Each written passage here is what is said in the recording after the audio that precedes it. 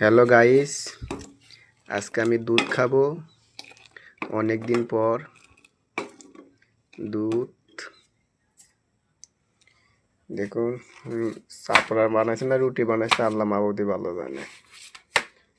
এখন ওবি খাওয়া লাগবো, কি করা যাবো।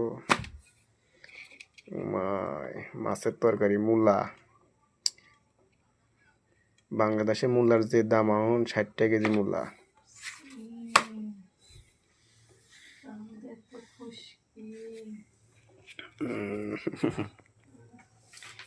ওয়াও, আজকে আমার ভালো লাগতেছে, কারণ আজকে আমার রান্না লাগে নাই।